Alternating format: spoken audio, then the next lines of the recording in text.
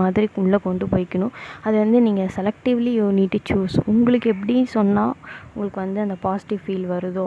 எல்லாருக்குமே Taylor stitched தான்.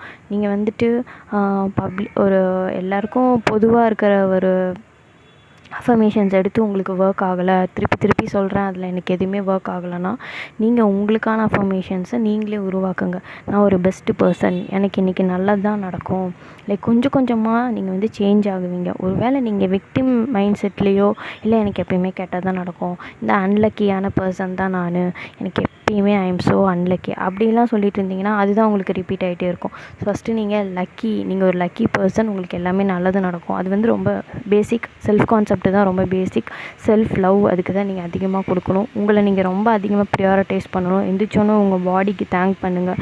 ஏன்னா எல்லா விஷயத்துலேயும் உங்கள் கூடயே இருக்குது. நீங்கள் கஷ்டத்தில் இருக்கும் போதோ இல்லை உங்களுக்கு உடம்பு சரியில்லாத போதோ உங்களை திரும்ப திரும்ப ரீஃபங்க்ஷன் பண்ண ஹெல்ப் பண்ணுது. நீங்கள் எவ்வளோ சாப்பாடெல்லாம் கரெக்டாக கொடுக்க மாட்டீங்க, அதுக்கு கரெக்டாக தண்ணி குடிக்க மாட்டேங்கிறீங்க, நிறைய விஷயம் நீங்கள் வந்துட்டு அன்ஹெல்தியாக பண்ணிகிட்ருக்கீங்க.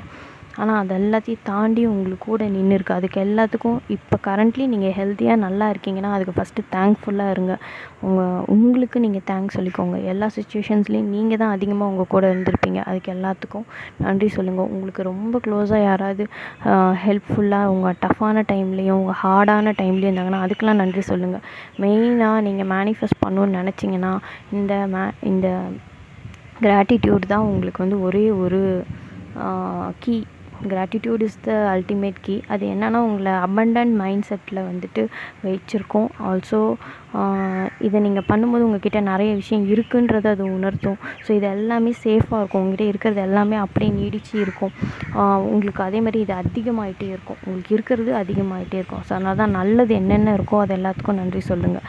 ஸோ இது எக்ஸ்டெண்ட் ஆகும். அதே மாதிரி உங்களுக்கு வேணும்னு நினைக்கிறத ஆல்ரெடி உங்களுக்கு கிடச்சிட்ட மாதிரி நினச்சி நீங்கள் நன்றி சொல்லுங்கள். ஏன்னா எப்போவோ ஒரு சோகமான விஷயம் நடந்திருக்கும். அதை நினச்சி சோகப்படுறீங்கன்னா, பிடிக்கலன்னு சொல்கிறீங்கன்னா அது ஒரு ஃபீலிங், அது ஒரு எமோஷன். ஸோ அப்போ பிடிக்கலன்னு அதுக்கு ஒரு எமோஷன், சம் கைண்ட் ஆஃப் எமோஷனை நீங்கள் வெளியே அனுப்புகிறீங்க. ஸோ அது உங்களுக்கு திரும்ப கிடைக்கிது, திரும்ப வந்துகிட்டே இருக்குது. அதை எப்படி அக்செப்டடோ அதே மாதிரி தான் இந்த விஷயமும்.